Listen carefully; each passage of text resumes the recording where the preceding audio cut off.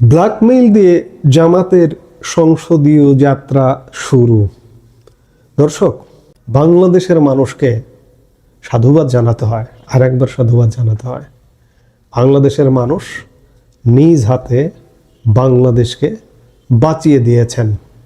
মন্দের ভালো বিএনপিকে সিল মেরে ভোটে। আজকে যদি জামাতের সিল মারতেন আপনারা, তাহলে এতক্ষণে বাংলাদেশের কি অবস্থা হতো সেটি কল্পনা করলেও গা শিউরে ওঠে।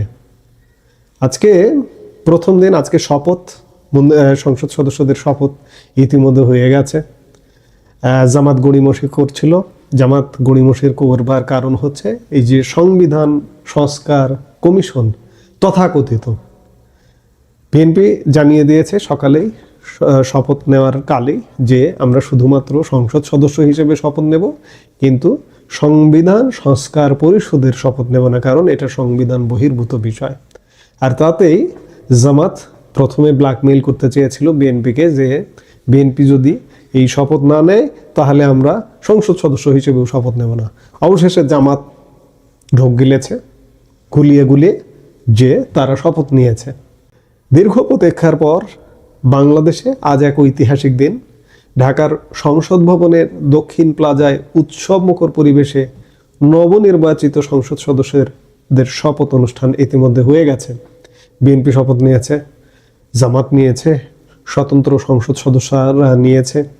আর যে মুহূর্তে এই ভিডিওটি প্রচার হচ্ছে সেই মুহূর্তে ততক্ষণে হয়তো প্রধানমন্ত্রী তারেক রহমানও শপথ নিয়ে ফেলেছেন।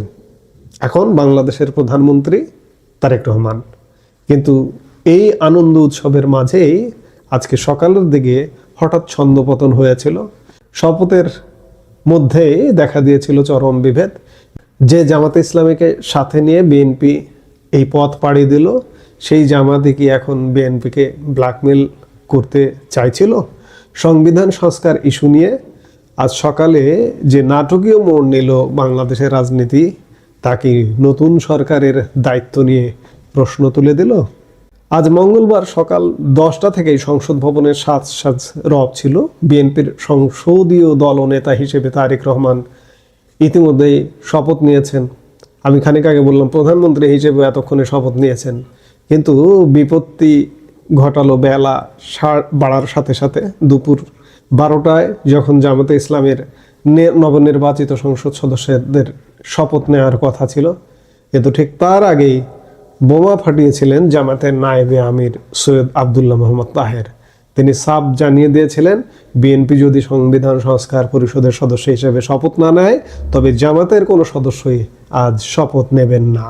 জামাতের দাবি খুব স্পষ্ট, জুলাই সনদের ভিত্তিতে যে গণভোট হয়েছে এবং যেখানে 77% মানুষ সংবিধান সংস্কারের পক্ষে রায় দিয়েছে, সেই সংস্কার ছাড়া এই সংসদের কোনো অর্থ নেই। দর্শক, ভেবে দেখুন, যে সরকার এখনো পূর্ণাঙ্গভাবে দায়িত্বই বুঝে পায়নি, তার আগেই বিএনপিরই বলা যায় শরিক একসাথে পথ পাড়ি দেওয়া, সেই দলের এই শর্তকেই সরাসরি ব্ল্যাকমেইল নয়? জামাতের এই কড়া অবস্থানের বিপরীতে বিএনপিও কি দমে যাওয়ার পাত্র নয়? বিএনপির পক্ষ থেকে সালাউদ্দিন আহমেদ অত্যন্ত কড়া ভাষায় তাদের অবস্থান পরিষ্কার করেছেন। তিনি বলেছেন, আমরা কেউ সংবিধান সংস্কার পরিষদের সদস্য হিসেবে নির্বাচিত হইনি।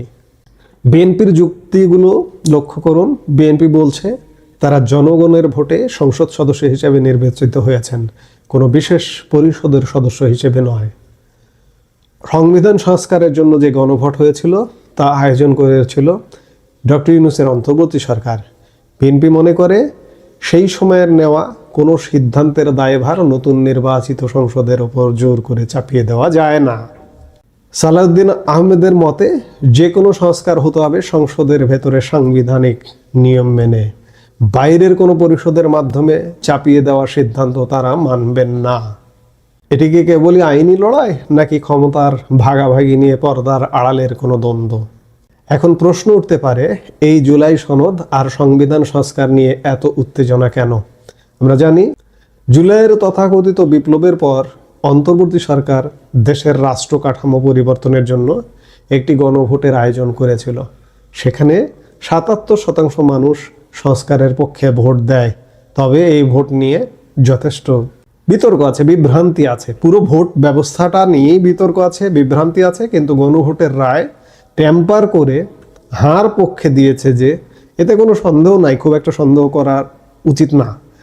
জামাত মনে করছে এই গণভোটের রায়ই হচ্ছে সর্বোচ্চ, তাই এই রায় বাস্তবায়নে শপথের দিন থেকেই কাজ শুরু করতে হবে। কিন্তু তারেক রহমানের নেতৃত্বাধীন বিএনপি সরকার একটু ভিন্ন পথে হাঁটতে চায়। তারা চায় আগে ক্ষমতা সুসংহত করতে এবং ঠান্ডা মাথায় খতিয়ে দেখতে এই সংস্কার দেশের জন্য দীর্ঘমেয়াদে কতটা ইতিবাচক হবে। এখানেই তৈরি হয়েছে বড় ফাটল। জামাত চাইছে দ্রুত আমূল পরিবর্তন, আর বিএনপি চাইছে স্থিতিশীলতা এবং সংসদীয় সার্বভৌমত্ব। দর্শক, আজ এই ঘটনা প্রবাহ বাংলাদেশের রাজনীতির জন্য এক অশনি সংকেত কিনা তা নিয়ে বিশেষজ্ঞ মহলে আলোচনা শুরু হয়েছে। শপথের প্রথম দিনেই যদি প্রধান দুই শক্তির মধ্যে এমন আস্থাহীনতা তৈরি হয়, তবে আগামী দিনে সরকার পরিচালনা কতটা চ্যালেঞ্জিং হবে। জামাত অবশেষে হুঙ্কার দেওয়ার ফলেও শপথ নিয়েছে এবং সংসদ সদস্য হিসেবেও শপথ নিয়েছে, এবং তারা সংবিধান সংস্কার পরিষদের সদস্য হিসেবেও শপথ নিয়েছে।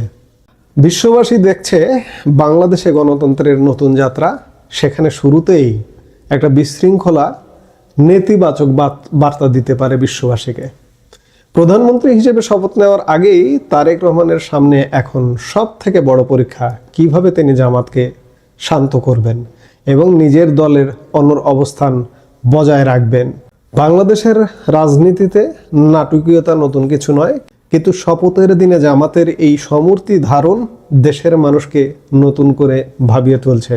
সংবিধান সংস্কার কি সত্যি সময়ের দাবি, নাকি এটি কেবলই রাজনৈতিক দাবার চাল? আমরা বিগত 1.5 বছরেও দেখেছি, কিন্তু এই যে জুলাই সনদ বা এগুলো নিয়ে বিএনপির কিন্তু খুব একটা আগ্রহ ছিল না। এই যে সংবিধান বারবার পুনর্লিখন, সংবিধান রদ ইত্যাদি বিভিন্ন সাউন্ড তুলছিল, কিন্তু বিএনপির এ ব্যাপারে কোনো, অর্থাৎ সংবিধান বিরোধী কোনো কর্মে বিএনপি কিন্তু কোনোভাবে যেতে চায়নি। এক প্রকার বাধ্য হয়ে জামাত, এই উগ্রবাদী প্রতারক দল জামাত এবং জামাত সমর্থিত ইউনূস সরকার এক প্রকার বাধ্য হয়ে বিএনপিকে ওই পথে নিয়ে গেছে। এমনকি বিএনপি সবসময় বলে এসছে যে তারা কোনো দলের নিষিদ্ধতা চায় না। আওয়ামী লীগের নিষিদ্ধের ব্যাপারে তাদের কিন্তু সায় ছিল না। শেষ পর্যন্ত যখন জামাতের মদদে ইউনূস সরকার বা ইউনূস সরকারকে দিয়ে জামাত যখন আওয়ামী লীগকে নিষিদ্ধ করেছিল, আজকে এই যে জামাতের এত সদস্য দেখছেন সংসদে, 10 জন সদস্য এদের পাবেন না যদি অ্যাকচুয়াল বাংলাদেশে ভোট হয় বা অ্যাকচুয়াল রাষ্ট্র ব্যবস্থা কায়েম হয়, আওয়ামী লীগ যদি থাকে। এই নানা কারণে আওয়ামী লীগকে তারা নিষিদ্ধ করে সেই আওয়ামী লীগের ফাঁকা জায়গাটা তারা দখল করতে চেয়েছিল এবং আওয়ামী লীগকে নিষিদ্ধ করেছে। পরে আমি বলবো যে বিএনপি এক প্রকার বাধ্য হয়ে নিষিদ্ধ করার পর সায় দিয়েছে যে ঠিক আছে। সোজা কথা, বিএনপির যে কোনোভাবে ক্ষমতায় আসার দরকার ছিল। ক্ষমতায় যদি না আসতো, আজকে এই জঙ্গি জামাত বাংলাদেশকে একটা ভিন্ন রাষ্ট্রে পরিণত করত। আবারও দেশের মানুষকে বলবো যে বিএনপিকে ক্ষমতায় এনেছেন। হ্যাঁ, অনেকে আওয়ামী লীগ বলবে যে এখন ধৈর্য ধরুন, এই বিএনপি আওয়ামী লীগকে ফেরাবে। না ফেরালে বিএনপি ক্ষতিগ্রস্ত হবে, বাংলাদেশ ক্ষতিগ্রস্ত হবে। বিএনপি এটা খুব ভালো করে জানেন। আমরা কোনো বাংলাদেশে উগ্রবাদী শক্তি মাথা উঁচু করে দাঁড়াক, এটি কখনোই চাই না। আমরা মধ্যপন্থার রাজনৈতিক দল বিএনপি আওয়ামী লীগের মধ্যেই থাকতে চাই। হ্যাঁ, অনেক এই দুটো দলের মধ্যে অনেক অনিয়ম, অনেক নানা রকম বিশৃঙ্খলা আছে, অসংগঠিত ব্যাপার আছে, কিন্তু তারপরে বাংলাদেশি জাতীয়তাবাদী শক্তি এই দুটো রাজনৈতিক দল আওয়ামী লীগ এবং বিএনপি। আজকে এই যে জুলাই সনদ সংবিধান ছুঁড়ে ফেলা, আজকে আপনারা বাংলাদেশের মানুষ বিএনপিকে নিরঙ্কুশ সংখ্যাগরিষ্ঠতা দেওয়ার ফলে এরা যে একটা বাংলাদেশকে নতুন রূপে, নতুন স্বাধীনতার বাংলাদেশ রূপ দিতে চেয়েছিল, পারবে না। বিএনপি এগুলো কিচ্ছু করতে দেবে না। শুধুমাত্র আপনি নিরঙ্কুশ সংখ্যাগরিষ্ঠ হিসেবে বিএনপিকে সংসদে পাঠিয়েছেন, এজন্যই। বিএনপি সংবিধানের বাইরে এক চুল হাঁটবে না। সংবিধান যদি সংশোধন করতে হয়, সংসদে আমার সংবিধান সংশোধনের নিয়ম আছে। সেভাবেই সে পথেই বিএনপি যাবে। আজকে প্রথম দিনের হুঙ্কারে কিন্তু সেটিই মনে হলো। দর্শক, আপনার কি মনে হয়, জামাতের এই দাবি কি যৌক্তিক নাকি বিএনপির অবস্থান সঠিক? কমেন্ট করে আপনার মূল্যবান মতামত জানান। এই মুহূর্তে এ পর্যন্তই। সবাই ভালো থাকুন, সুস্থ